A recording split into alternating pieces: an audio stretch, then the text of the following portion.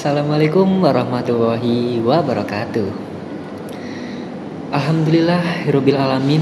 Segala puji hanya milik Allah SWT, Tuhan semesta alam, yang telah memberikan kita nikmat iman, nikmat Islam, dan nikmat untuk memberikan kesempatan untuk terus memperbaiki diri.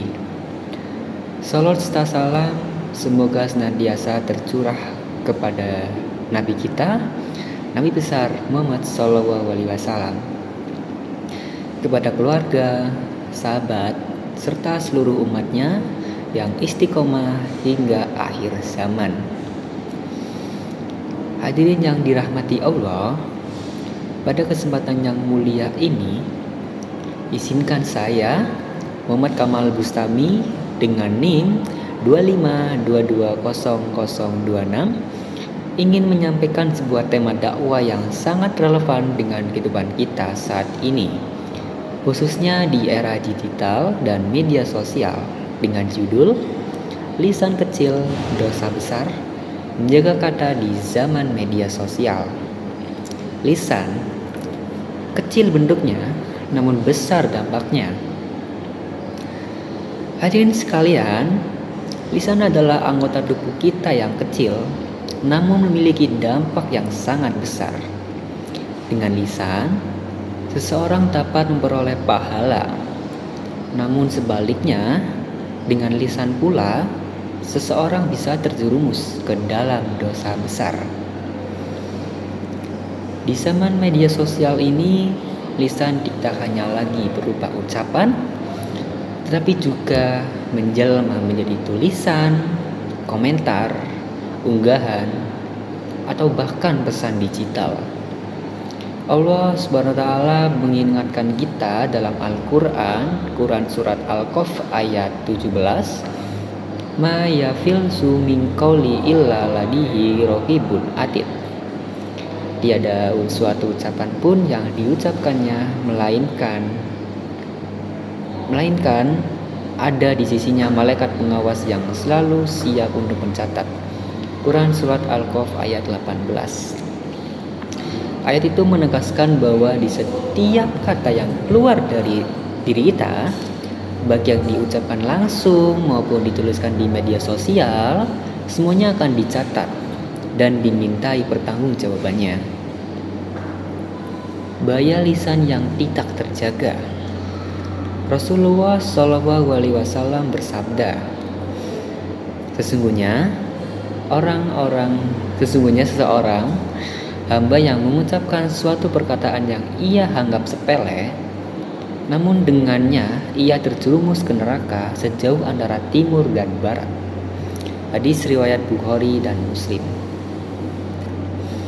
Hadirin yang dimuliakan Allah, betapa seringnya kita menyaksikan bahkan atau mungkin tanpa sadar kita sendiri yang melakukannya.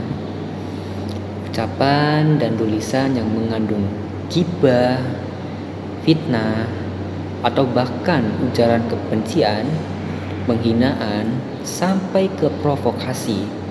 Semuanya itu tersebar luas di media sosial. Padahal dalam Islam sangat menjaga etika dalam berbicara maupun dalam berinteraksi sosial. Allah SWT berfirman juga, Ya ayyuhalladzina amanuttaqullaha wa qulu qawlan sadida. Artinya, wahai orang-orang yang beriman, bertakwalah kepada Allah dan ucapkanlah perkataan yang baik dan benar. Quran Surat Al-Ahzab ayat 70. Perkataan yang benar bukan hanya soal kejujuran, tetapi yang bermanfaat, santun, dan tidak menyakiti hati orang lain. Hadirin sekalian, Islam juga mengajarkan bahwa menjaga lisan adalah kesempurnaan dari iman.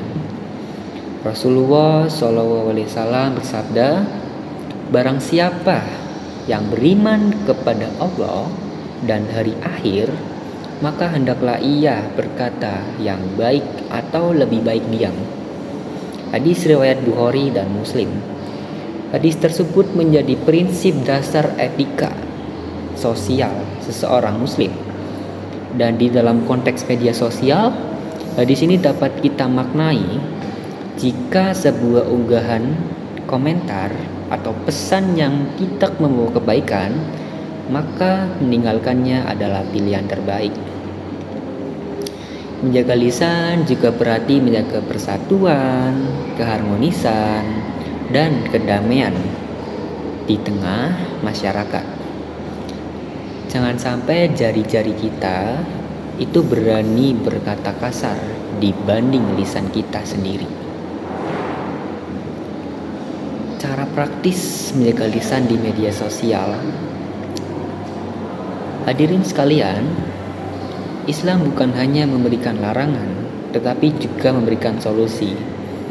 Ada beberapa langkah kita supaya kita bisa menjaga lisan dan tulisan di era digital saat ini.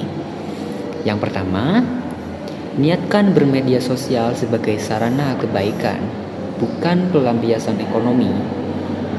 Kedua, tahan jari sebelum menekan tombol kirim atau bagikan.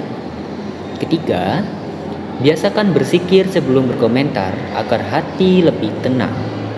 Keempat, ikuti prinsip maslahat, bukan sekedar sensasi. Dan yang terakhir, ingat kematian dan hisab, karena semua akan dimintakan pertanggungjawabannya. Dengan cara ini, media sosial tidak hanya lagi sebagai sumber dosa, tetapi menjadi sarana dakwah amal jariah.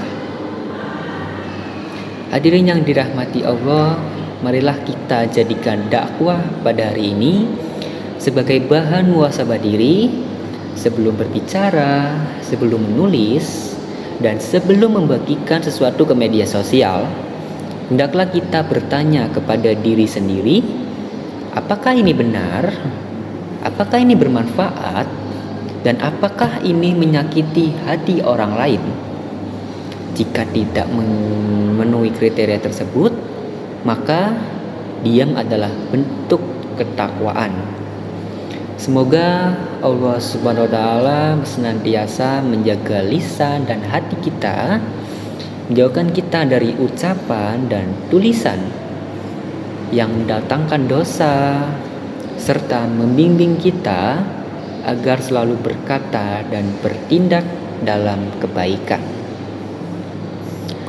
Di kehidupan kedua, semoga kau tak terlalu keras kepala, dan mungkin ini bukan yang pertama dan kita diberi kesempatan untuk berubah.